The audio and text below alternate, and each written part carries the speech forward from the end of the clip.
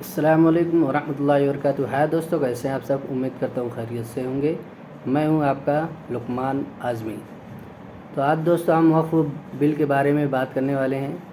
तो उसको लेकर निधि शर्मा ने एक वीडियो अपलोड की है, जिसको हम देखते हैं, उसके बाद रिएक्शन देते हैं। तो चलिए स्टार्ट करते हैं। मुस्लिम के साथ में यह अन्याय क्यों है? और सुन लीजिए, दुनिया का सबसे पहला वक़फ़ खाने काबा मक्के में है। क्या हम उसके ऊपर भी सवाल उठाएंगे कि वहां पर भी हमारा कोई हिंदू भाई हो? हम अपने वकार को, अपनी इज्जत को, अपने मुल्क की, अपने शान को, अपने संविधान को खुद अपने पैरों तले रौंद रहे हैं। और वक़फ़ एक मुसलमानों का मजहबी अमल है, एक मजहबी फरीजा है। इससे उनको महरूम कॉन्स्टिट्यूशन के जरिए से भी कोई ताकत नहीं कर सकती। वक्फ अमेंडमेंट बिल 2024 पर हमने मुख्तलिफ वरिष्ठ पत्रकारों की वीडियो क्लिप्स देखी, उनके जरिए जानकारी हासिल करी। देश की बड़ी बड़ी पार्टीज जैसे कि समाजवादी पार्टी से अखिलेश यादव जी ने इस बिल की मुखालिफत करी। असदुद्दीन ओवैसी जी ने खुल करके पूरी मुस्लिम जो कम्युनिटी है उनको एड्रेस किया कि कैसे ये बिल संविधान के खिलाफ है। पर हमने अभी तक एक भी पार्लियामेंट्री स्पीच नहीं देखी है। तो रामपुर के जो सांसद हैं हिजबुल्ला नदवी जी, उन्होंने पार्लियामेंट में एक बड़ा ऐलान किया और सवाल किया कि कुरान में क्या लिखा है, अब ये भी आप ही डिसाइड करेंगे। हाय हेलो नमस्ते जी, सत श्री अकाल, अस्सलाम वालेकुम। मैं निधि शर्मा इंडिया से, और इस मुद्दे को जानबूझ करके सत्ताधारियों के जरिए स्पॉटलाइट बनाने का काम हुआ है, ताकि देश के अंदर एक वो इस्लामोफोबिया बरकरार रहे और कट्टरपंथी जो है स्ट्रांग होती चली जाए। पर बीजेपी के लिए अफसोस की बात है और हमारे लिए खुशी की बात है कि अभी तक इस बिल को पास किया नहीं गया है, क्योंकि 400 पार नहीं हुए थे ना। अगर बीजेपी सरकार होती, एनडीए ना होती, तो अभी तक इस बिल को पास किया जा चुका होता। पर दोस्तों, जैसे हमने एनडीए को इस देश के अंदर बैसाखियों से मोदी जी को कुर्सी तक पहुंचाया है, वैसे ही मोदी जी की कुर्सी खाली करवा के एक अच्छा प्रधानमंत्री हमें वहां बिठाना होगा। हमें इंडिया अलायंस को सपोर्ट करना होगा। और आपको मालूम होगा कि क्यूआर कोड स्कैन करके भी लोगों ने इस बिल की बड़ी मुखालिफत करी, जिसकी डेडलाइन 13 सितंबर की थी। 3 करोड़ से ज्यादा लोगों ने क्यूआर कोड को स्कैन करके अपनी जो विरोध होता है वो जताया। मिनिमम थ्रेशोल्ड पता है 50 लाख लोगों का था, कि 50 लाख लोग भी अगर स्कैन कर देंगे तो समझ में आ जाएगा कि भारत देश की जनता नहीं चाहती है कि ये बिल लागू हो। But almost near to 4 crore सच्चे हिंदुस्तानियों ने एक तरीके से डिजिटल प्रोटेस्ट किया। पर उसके बाद फिर जो लोग इस बिल को सपोर्ट करते थे उनके लिए भी एक क्यूआर कोड आ गया, तो एक डिजिटल वॉर चालू कर दिया गया। बड़ी ही ताज्जुब की बात है ना कि कट्टरवादी जो है, संकीर्ण सोच के जो इंसान है, वो समझने की कोशिश ही नहीं कर रहा है कि कैसे ये बिल सरकार की मौज है, जमीनें हड़पने में हो जाएगी आसानी। मैं तो कहती हूँ इस बिल को कह दीजिए अडानी, क्योंकि वहीं पर तो सारी प्रॉपर्टीज पहुंचेंगी। मैं वाहिद आदमी हूँ इस सदन में जिसमें 1 मैन कमेटी आपके द्वारा बनाई गई सरकार के, और मैं उसमें पेश हुआ 123 प्रॉपर्टी में। जस्टिस आर्यन ने जो रिपोर्ट पेश की, आज तक वक्फ बोर्ड को नहीं बताया गया, चूंकि वो आपकी मंशा के खिलाफ थी और गवर्नमेंट की मंशा के मुताबिक नहीं थी। 123 प्रॉपर्टी में जब मंशा के खिलाफ हमारे नहीं आई, मंशा के मुताबिक नहीं आई, तो हमने 2 मैन कमेटी बनाई, और 2 मैन कमेटी ने भी कोई रिपोर्ट वक्फ बोर्ड को नहीं दी। जबकि वक्फ एक्ट जो है 1995 जो है वो पार्लियामेंट से पास शुदा है, कि हम पार्लियामेंट के जो एहतराम है उसका नहीं कर रहे, उसके हुकूक का। इसी तरह से सर सूबाई हुकूमतों को इख्तियार दिया गया। सर हिंदू एंडोमेंट में जो कर्नाटका और तमिलनाडु में है, वहां कोई मुस्लिम नहीं हो सकता। और 26 में आर्टिकल 26 का वायोलेशन है। 4 धाम में ये लिखा हुआ वाज़े तौर पर कि सिर्फ हिंदू होगा।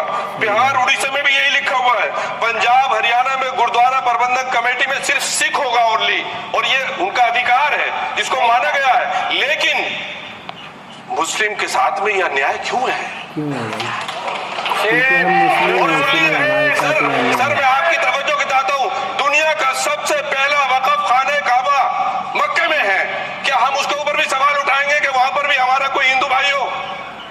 हम अपने वकार को, अपनी इज्जत को, अपने मुल्क की, अपने शान को, अपने संविधान को खुद अपने पैरों तले रौंद रहे हैं। और वक़फ़ एक मुसलमानों का मजहबी अमल है, एक एक मजहबी फरीजा है, इससे उनको महरूम कॉन्स्टिट्यूशन के जरिए से भी कोई ताकत नहीं कर सकती। सर, ये हम बहुत बड़ी गलती करने जा रहे हैं, जिसका खुमियाजा हमें अभी नहीं सदियों तक हम भुगतते रहेंगे, क्योंकि हम खुद अपने कॉन्स्टिट्यूशन को, संविधान को, उसकी पामाली कर रहे हैं। अगर हमें इस सिलसिले में मैंने सर पूरा मैंने उसको बदनीयत से पढ़ा है और मैंने पूरी 40 तरामीम जो उसमें गलत है उसको लिखकर जो है वो मैं लेकर आया हूँ। सर, इसके जरिए से सरकारी अमले को बाज़ाब्ता तौर पर यह हक आखिर तो कलेक्टर को दिया जा रहा है, सर्वे कमिश्नर के इख्तियारात खत्म किए जा रहे हैं। आखिर सर्वे कमिश्नर भी तो गवर्नमेंट ऑफ इंडिया का होता है। सर, ऐसे कैसे कर सकते हैं हम? और फिर सर उसमें मेरे मजहब के मुतालिक चीजें हैं, तो वो कैसे कोई दूसरा तय करेगा? क्या कुरान में क्या लिखा है, फिक़ा में क्या लिखा है, इस्लाम में क्या लिखा है, ये आप तय करेंगे या मैं तय करूंगा? सर, इससे हम मजहब पे दखलंदाजी कर रहे हैं, इंटरफेरेंस ऑफ द रिलीजन कर रहे हैं। सर इस तरह के कवानीन से मुल्क की शाख को नुकसान पहुंचेगा।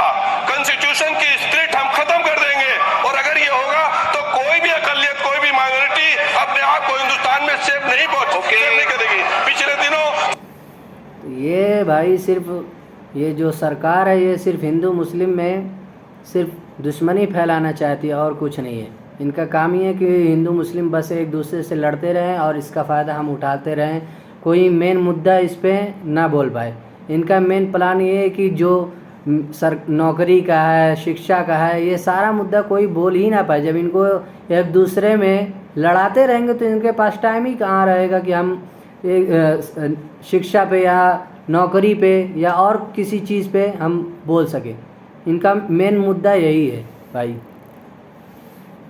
सिखों के साथ भी ये हुआ और कुछ ईसाई भाइयों के साथ भी इस तरह के वाकयात हुए हैं, जिसकी वजह से सब लोग अपने आप को असहाय महसूस कर रहे हैं। 10 साल से जो मुल्क में माइनॉरिटीज के साथ, उनके हुकूक के साथ, उनके रिलीजन फ्रीडम के साथ जो खिलवाड़ किया जा रहा है, उससे रूह कांप जाती है। और ऐसा महसूस होता है कहीं ऐसा ना हो कि जनता इन हुकूक के लिए, कॉन्स्टिट्यूशन को बचाने के लिए आप दुश्मन है मुसलमानों के, उसका सबूत ये बिल है। गवर्नमेंट कह रही है कि हम महिलाओं को दे रहे हैं। मुझे यकीन है कि आप बिल्किस बानो को और ज़किया जाफरी को मेंबर बनाएंगे, मुझे यकीन है। मैं आपसे जानना चाह रहा हूं सर कि ये जो आप बिल ला रहे हैं, आप देश को बांटने का काम कर रहे हैं, जोड़ने का काम नहीं कर रहे हैं। आप दुश्मन है मुसलमानों के, उसका सबूत ये बिल। बिल्किस बानो तो she is an idol, hero है वो बहुत सारे लोगों के लिए, क्योंकि जिंदगी की वो लड़ाई जो हम आम लोग सोच तक नहीं सकते, वो उस मासूम सी औरत ने लड़ी है। अपने बच्चों को अपने सामने दम तोड़ते देखा है, बलात्कार, मर्डर, इन सब को फेस करते हुए भी वो जिंदा है, खुद के हक के लिए लड़ रही हैं। इससे बड़ी क्या बात हो सकती है? एक रिलीजियस राइट होता है कि 4 धाम में सिर्फ हिंदू जो हैं वही मैनेज करते हैं, वही ओन करते हैं। And same goes with the religious places of Sikh people और क्रिश्चियन पीपल। तो फिर मुस्लिम्स के साथ ये स्पेशल अन्याय क्यों?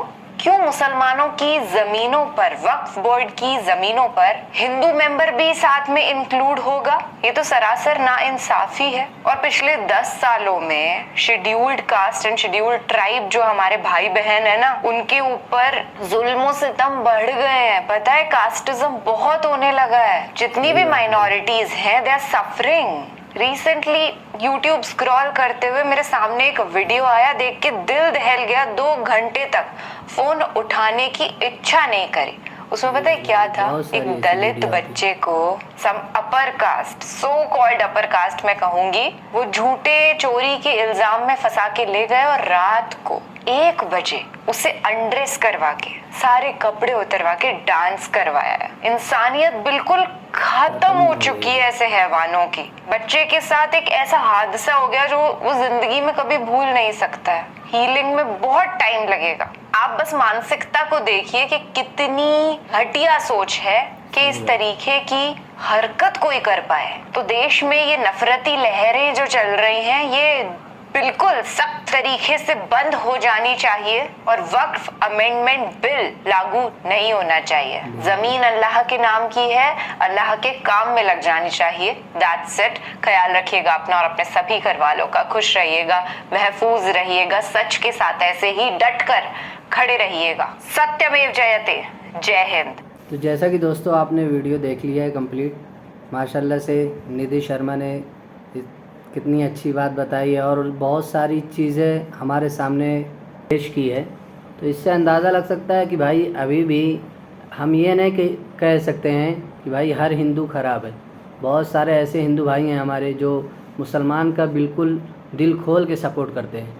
तो हमें भी भाई एकता बनानी चाहिए, एक दूसरे का सहारा बनना चाहिए। जब तक हम एक दूसरे का सहारा नहीं बनेंगे भाई, ये सरकार ऐसी है कि हमें नोच डालेगी अगर हम एक दूसरे का सहारा नहीं बने।